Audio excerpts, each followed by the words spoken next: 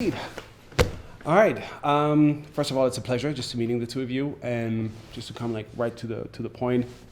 Well, the thing is, you as an actor, of course, you have to be also well prepared about this and that. And I would say it's more being ready for the script and all these kind of things. But it's a very physical movie, I would say.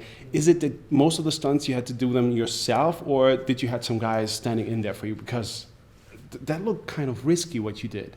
Well, I can't speak for Colin. Colin, to my knowledge, did pretty much everything. I was doubled for certain things. I didn't do the skydive, but all of the fight choreography, the underwater stuff, elements of the parkour was me. Yeah, it was probably something that Matthew was very, very keen on, wasn't it? I did almost everything, really.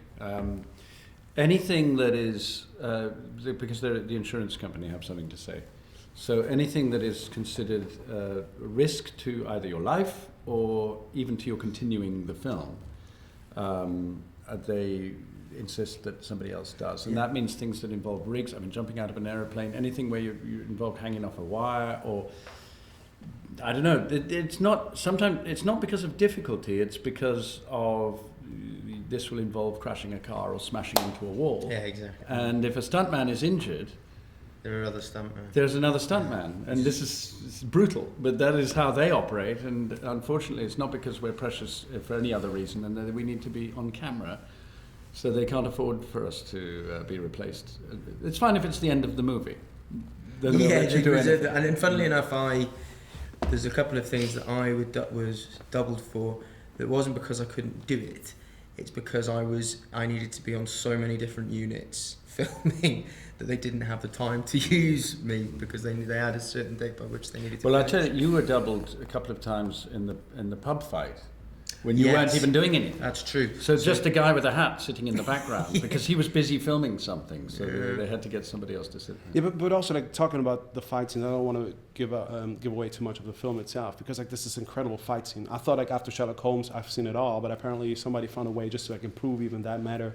How is that possible just to shoot that? Is it that complicated, or is it just something that is done afterwards in the editing? Because I understand that the shooting itself must be way complicated. No, they were meticulous with us in terms of being incredibly on point with the choreography. It was quite frustrating actually, because it's so specific, and it needs to be. The thing about it is, it's not just about making the moves right. They need to be at a certain level of dynamism, the right word, to pay off, to be sellable. Yes, and Matthew was very clear that he didn't think the energy of a fight, or even the choreographic flow, or that it won't communicate, because a fight is you're telling a story with a fight as well. This is conflict.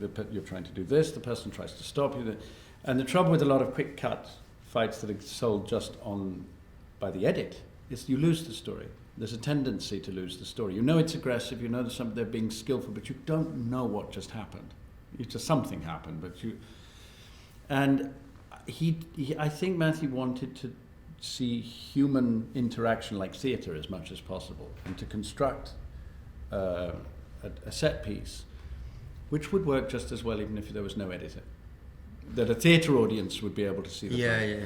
But coming to the editing, because I felt in the beginning, these days it seems to be more and more harder just to establish a story really within the 2.5 hours that you have maximum for a movie these days, because people are so used to TV shows where you really can develop a character. But I felt for Kingsman in the beginning there was a fast editing just in order just to push that story forward. Does it mean you have even been shooting so much more stuff that hasn't been even involved, because it seems there's so much information hitting you? I think that's true of the whole film, that it's very fast moving, it's very fast paced, and there was a real wealth of material when they first came to the edit. For example, there was one of the losses that I really feel, I completely agree with Matthew for having removed it, but there was a scene in which Colin teaches me to eat like a gentleman in Colin's character's house, his muse home, and we had such fun doing it. I think it'll end up on Learning the DVD. which glasses, which knife, how you behave at the table, in contrast to all this crazy behaviour with the fights. Yeah. You know, And it was kind it's of just time. How to have a Happy Meal, for example. Yeah. yeah. No, the No. meal at home. It's